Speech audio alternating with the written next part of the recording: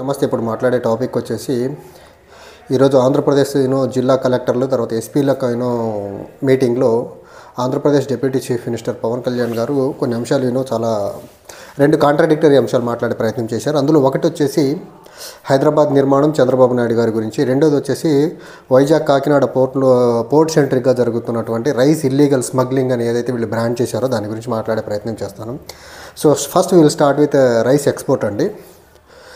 పవన్ కళ్యాణ్ గారే సాక్షాత్ ఈరోజు మీటింగ్లో చెప్పిన మాట ఏంటంటే,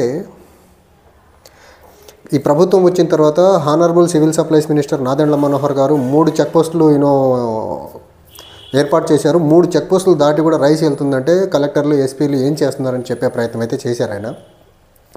ఈ ప్రభుత్వం వచ్చిన తర్వాత కూటమి ప్రభుత్వానికి సంబంధించినటువంటి సివిల్ సప్లైస్ మినిస్టరు, కూటమి ప్రభుత్వానికి సంబంధించినటువంటి హోమ్ మినిస్టర్, కూటమి ప్రభుత్వానికి సంబంధించినటువంటి ట్రాన్స్పోర్ట్ మినిస్టర్ అందరూ వీళ్ళే ఉండగా రైస్ సప్లై ఎక్స్పోర్ట్ అవుతూ ఉంటాయి రైస్ కాకినాడ పోర్ట్ నుంచి.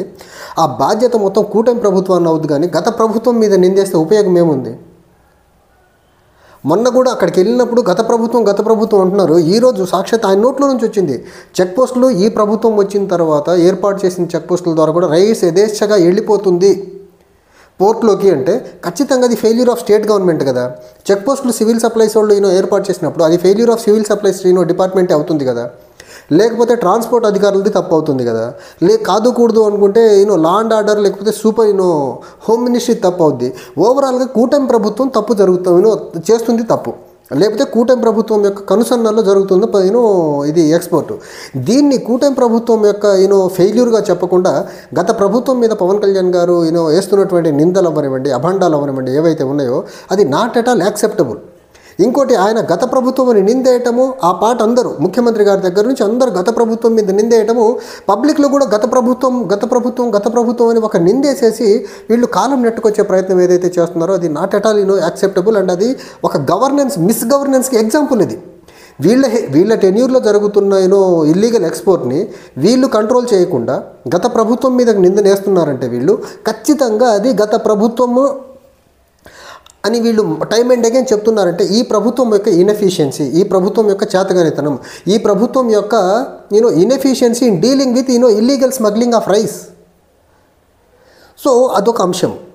అండ్ అక్కడ పోర్టు దగ్గరికి వెళ్ళినప్పుడు ఈరోజు జగన్మోహన్ రెడ్డి గారు కూడా ప్రెస్లో మాట్లాడుతూ చెప్పింది ఏంటంటే, అక్కడ ఉన్న షిప్ని వదిలేసేసి టోటల్గా పక్కనున్న షిప్ని వదిలేసి ఇంకో షిప్లోకి వచ్చారు. ఆ పక్కనున్న షిప్ ఏదైతే వెళ్తూ ఉందో అది ఆంధ్రప్రదేశ్ ఫైనాన్స్ మినిస్టర్ పెయ్యావుల కేశవ్ గారు వియ్యంకులదని చెప్పే ప్రయత్నం జగన్మోహన్ రెడ్డి గారు చెప్పారు. వైసీపీ వాళ్ళు చాలా ఆ డే 1 నుంచి చెప్పే ప్రయత్నం చేస్తున్నారు. ఇక్కడ అసలు అంశం ఏంటంటే, చంద్రబాబు నాయుడు గారిని పక్కన పెట్టుకొని ఈ వ్యవస్థలన్నింటినీ కంట్రోల్ చేయగల వ్యక్తి ముఖ్యమంత్రి గారు, ఆయన్ని పక్కన పెట్టుకొని ఆయన క్యాబినెట్లో ఫైనాన్స్ మినిస్టర్గా టీడీపీకి సంబంధించినటువంటి పెయ్యావుల కేశవ్ గారి వియ్యంకుడు ఏదైతే ఉన్నాడో ఆయన యథేచ్ఛగా ట్రాన్స్పోర్ట్ చేస్తూ ఉంటే అనాల్సింది ఆయన్ని, ఆ పార్టీని, లేకపోతే కంట్రోల్ చేయకుండా తారసారం చేస్తున్న సివిల్ సప్లైస్ డిపార్ట్మెంట్ని, వీళ్ళందరినీ వదిలేసి గత ప్రభుత్వం అనే పాట పాడితే పవన్ కళ్యాణ్ గారు ఏదైతే చేస్తున్నారో అది ఖచ్చితంగా ఈ ప్రభుత్వం యొక్క ఫెయిల్యూర్కి పరాకాష్ట. అది వీళ్ళు వచ్చి గత ప్రభుత్వం అన్నారంటే వచ్చిన వారం రోజులకో 10 రోజులకో ఇది జరిగితే గత ప్రభుత్వం అనొచ్చు, గత ప్రభుత్వం యొక్క తాలూకు ప్రభావం అనొచ్చు. వచ్చిన 6 నెలలు అయిపోయి 7 నెలలు అడుగుపెట్టిన తర్వాత కూడా గత ప్రభుత్వం అంటారంటే ఖచ్చితంగా ఈ కూటమి ప్రభుత్వం యొక్క చేతగానితనం అన్నవి ఉండాలో నంబర్ 1. నంబర్ 2, ఈ ప్రభుత్వం ఆర్గనైజ్డ్ మేనర్లో రైస్ ఎక్స్పోర్ట్లో డీప్గా ఇన్వాల్వ్ అయ్యిందని నమ్మాలి. ఒకటి. తర్వాత హైదరాబాద్ కట్టడాల గురించి, సైబరాబాద్ సిటీ గురించి చెప్పే ప్రయత్నం చేశారు. నేను టైమ్ అండ్ అగైన్ చెప్తున్నా, నిజాం నవాబుల కాలం నుంచి ఉన్న హైదరాబాద్ని చంద్రబాబు నాయుడు కట్టలేదు. నంబర్ 1. నంబర్ 2, సైబరాబాద్ అనే ఒక సిటీకి బ్లూ ప్రింట్ వచ్చింది ఎల్పిజి రిఫార్మ్స్ తర్వాత నేదురుమల్లి జనార్దన్ రెడ్డి గారి టైంలో. పివి నరసింహారావు గారు ప్రధానమంత్రిగా ఉన్నప్పుడు బీజాలు వేశారు. Hyderabad particularly IT and pharmaceutical sector as well as Cyberabad అనే సిటీ, ఇదంతా దీనికి బ్రెయిన్ చైల్డ్ మొత్తము పీవీ గారి టైం. అంతకంటే ముందు రాజీవ్ గాంధీ గారు ఇండియాకి ఐటీటీను ఇన్ఫర్మేషన్ టెక్నాలజీ ఇంట్రడ్యూస్ చేసిన అక్కడి నుంచి జరిగిన ప్రక్రియ ఇది. ఆ ప్రక్రియలో భాగంగా జరిగింది. తర్వాత అప్పటికే బెంగళూరు ఆల్రెడీ ఎస్టాబ్లిష్ అవ్వుకుంటూ ముందుకెళ్తున్న క్రమంలో Bengaluru as well as Hyderabad same Deccan ప్లాటోలో ఉంటాయి కాబట్టి ఎలాంటి న్యాచురల్ కలామిటీస్కి గురికాని ప్రాంతం కాదు కాబట్టి హైదరాబాద్ని చూజ్ చేసుకొని పెట్టుబడుల ప్రాంతంగా పర్టికులర్లీ ఐటీ సెక్టర్ ఇక్కడ గ్రో అవ్వడం మొదలెట్టింది. ఈ గ్రో అవుతున్న ప్రాసెస్లో చంద్రబాబు నాయుడు అనే వ్యక్తి ముఖ్యమంత్రి అయ్యాడు. ఆయన ముఖ్యమంత్రి రామారావు గారు ముఖ్యమంత్రి అయితే ఆ పదవిని లాక్కొని ఈ సీట్లో కూర్చున్నాడు. ఈయన కాంట్రిబ్యూషన్ ఏముంది హైదరాబాద్ డెవలప్మెంట్లో? అది గ్రాడ్యువల్గా జరుపుకుంటూ వస్తున్న ప్రాసెస్ డెవలప్మెంట్ అనేది. మరి ఈరోజు ఆంధ్రప్రదేశ్ తెలంగాణకు ముఖ్యమంత్రిగా రేవంత్ రెడ్డి గారు ఉన్నారు, ఫ్యూచర్ సిటీ అంటున్నారు, ఏఐ సిటీ అంటున్నారు. మరి అదంతా రేవంత్ రెడ్డి గారు కట్టినట్టు అనుకోవాలా? ఇప్పటికీ ఐటీ పరంగా, లేకపోతే సాఫ్ట్వేర్ పరంగా, ఫార్మాస్యూటికల్స్ పరంగా, లేకపోతే central sector, public sector undertakings ఇదంతా లేకుండా హైదరాబాద్ ఒక మెగా సిటీగా లేకుండా ఉంటే రేవంత్ రెడ్డి గారు ఈరోజు ఏఐ సిటీ కట్టేదానికి కానీ, లేకపోతే ఫ్యూచర్ సిటీ కట్టేదానికి కానీ అసలు ఆస్కారం ఉండేది కాదు కదా. ఒక ఎస్టాబ్లిష్డ్ సిటీకి ఫర్దర్గా ఆటోమేటిక్గా కొన్ని డెవలప్మెంట్స్ జరుగుతాయి. అది న్యాచురల్ ప్రోగ్రెస్ అనేది. ఈ న్యాచురల్ ప్రోగ్రెస్ని పట్టుకొని మేము ఆ ప్రాంతంలోనే ఉంటూ అక్కడే తిరుగుతూ ఉంటూ మేమందరం రాళ్ళు రప్పలు చూసాం, చంద్రబాబు నాయుడు గారు అక్కడ సిటీని చూశారని ఏం డబ్బా కొడుతున్నారండి పవన్ కళ్యాణ్ గారు. బాబో, ఆయన ముఖ్యమంత్రి కింద ఈయన పనిచేయడం ఈయనకు అదృష్టంగా ఉందంట. నేను అందుకే చెప్తుంది, జన సైనికులారా, మీరు జెండా కూలీలు, మీరు శాశ్వత జెండా కూలీలుగానే ఉండాలా. మీకు ఇచ్చే 22, 21, 23 సీట్లతో ముఖ్యమంత్రి ఆయన అయ్యేది లేదు, మీ కోరిక నెరవేరేది లేదు. ఆయన ఎప్పుడు చంద్రబాబు నాయుడు గారిని పొగుడుకుంటూ ఉంటారు. తెలుగుదేశం నాయకుల్ని ముఖ్యమంత్రిని చేసేదానికే జనసేన పార్టీ ఉంది అనేది చాలా ప్రస్ఫుటంగా నమ్మండి. ఆయన మాటల్ని బట్టన్నా నేను చెప్పట్లే, ఆయనే చెప్తున్నాడు. ఆయన కింద పనిచేయడం చాలా ఆనందంగా ఉందని చెప్తున్నారు. ఇంకొక 10 సంవత్సరాలు ఆయన ముఖ్యమంత్రిగా ఉండాలని గత అసెంబ్లీ సమావేశాల్లో చెప్పారు. అఫ్కోర్స్ ఎన్నికలకు ముందు అని చెప్పారు, తెలుగుదేశం నాయకుల్ని ముఖ్యమంత్రులు చేసేదానికి లేమి ఇక్కడ మనం అని చెప్పారు. కానీ ఇప్పుడు జరిగిందేంటి? ఎన్నికల్లో కలిసి పోటీ చేశారు, పొత్తుల్లో ముఖ్యమంత్రి ఎవరైనా తెలుగుదేశం వాళ్ళే అయ్యారు కదా.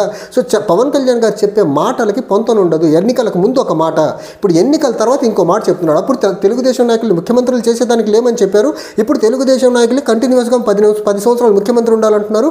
ఇంకో పక్క ఆయన చంద్రబాబు నాయుడు గారి కింద పనిచేసేదానికి చాలా ఆనందంగా ఫీల్ అవుతున్నారు. మీరు ఆయన చూసి సీఎం అని అరవడం ఆపేయండి. ఆయనకు లేదు అసలు ఫస్ట్ సీఎం అవ్వాలనేసి. ప్రాక్టికల్గా కూడా ఇంపాసిబుల్ అని ఆయనకు తెలుసది. సో తెలిసిన సత్యాన్ని మీరు ఎందుకు గ్రహించలేకపోతున్నారో నాకు అర్థం కావట్లేదు. And when it comes to again Cyberabad city Chandrababu Naidu గారు రాళ్ళు రప్పలు కొట్టి ఇటుకలు సిమెంట్ అంతా ఫ్లోరింగ్ కట్టేసి చంద్రబాబు నాయుడు గారు కట్ల. అది న్యాచురల్ ప్రోగ్రెషన్లో జరిగింది. పవన్ కళ్యాణ్ గారు మీ గవర్నెన్స్ యొక్క ఫెయిల్యూర్ని కప్పిపుచ్చేదానికి ఒక హైదరాబాద్ అనే ఒక బూచిని చూపే ప్రయత్నం చేయొద్దు. నిజంగా చంద్రబాబు నాయుడు గారి దగ్గర అంత విజనరీ స్కిల్స్ ఉండి నిజంగా ఆయన విజనరీ అయితే ఆంధ్రప్రదేశ్లో ఒక సిటీని కట్టి చూపించమనండి. అంతకుముందు 5 సంవత్సరాలు కాలయాపన చేశారు. అఫ్కోర్స్ ఇప్పుడు కూడా కాలయాపన చేస్తారు. మహా అయితే లాస్ట్ టైం 3 టెంపరీ బిల్డింగ్లు కట్టారు. ఈసారి ఒక 6 పర్మనెంట్ బిల్డింగ్స్ కడతారు అంతే. అంతకు తప్ప చంద్రబాబు నాయుడు గారు ఆయన చేయగలిగింది లేదు, చేసేది లేదు, చెయ్యబోడు కూడా. ఆయన కాలం కలిసి వచ్చి ఎవరెవరో శంకుస్థాపనలు చేసి ఎవరెవరో రిఫార్మ్స్ తీసుకొచ్చి రాజీవ్ గాంధీ గారి దగ్గర నుంచి మొదలైన ప్రక్రియ ఈయన టైంకి వచ్చేసరికి కొంచెం మొమెంటం గట్టిగా అందుకుంది. ఆ మొమెంటం మొత్తాన్ని అసలు రిఫార్మ్స్ తీసుకొచ్చిన రిఫార్మర్స్ని పక్కన పెట్టేసేసి మొమెంటం మొత్తం నా వల్లే వచ్చిందని చెప్పే ప్రయత్నం చేస్తున్నారు. ఒక్కటి ఐటీ రివల్యూషన్, ఐటీని ఇండియాకి ఇంట్రడ్యూస్ చేయడంలో రాజీవ్ గాంధీ గారు తాత్సారం చేసి చేయకుండా ఉన్నా, లేకపోతే ఎల్పిజి రిఫార్మ్స్ విషయంలో పీవీ గారు ముందడుగేయకుండా ఉన్నా చంద్రబాబు నాయుడు గారు ఈ డబ్బా కొట్టేదానికి అవకాశం కూడా ఉండేది కాదు. వాళ్ళ పుణ్యమా అనేసి వాళ్ళ చొరవ వల్ల ఈ ప్రాసెస్ స్టార్ట్ అయింది. ఈ ప్రాసెస్ స్టార్ట్ అయ్యి మొమెంటం వచ్చిన టైంలో ఈ దరిద్రానికి ఈయన ముఖ్యమంత్రి అయ్యాడు. 30 సంవత్సరాల నుంచి వినాల్సి వస్తుంది ఈ కథ. 2004 దగ్గర నుంచి ఇప్పటి వరకు 20 సంవత్సరాలకు ఒకటే కథ. హైదరాబాద్ ఇటుక బిళ్ళలు నేనే మోసా, హైదరాబాద్ సిమెంట్ బస్తాలు నేనే మోసా, హైదరాబాద్కి మొత్తం ఇసుక నేనే మోసా, ఇదే కథ. అమరావతికి మోయండి, అమరావతిలో గట్టిగా పైన 10 పర్మనెంట్ బిల్డింగ్లు కట్టండి 5 సంవత్సరాల్లో చూద్దాం. సో పవన్ కళ్యాణ్ గారు చాలా క్లియర్గా, చాలా కేటగారికల్గా టీడీపీకి జూనియర్ పార్టీగా ఉండిపోయారు. ఆయనకు ఉప ముఖ్యమంత్రి వచ్చేసింది, మంత్రి వచ్చేసింది. రేపో మాపో వాళ్ళ అన్న మంత్రిగా ప్రమాణ స్వీకారం చేస్తారు. వాళ్ళు మంత్రులుగా ఉండి చంద్రబాబు నాయుడు గారిని ముఖ్యమంత్రిని చేసేదానికే జనసేన పార్టీ, పవన్ కళ్యాణ్ గారు ఉన్నారనేది జన సైనికులు గ్రహిస్తే మంచిది. Thank you.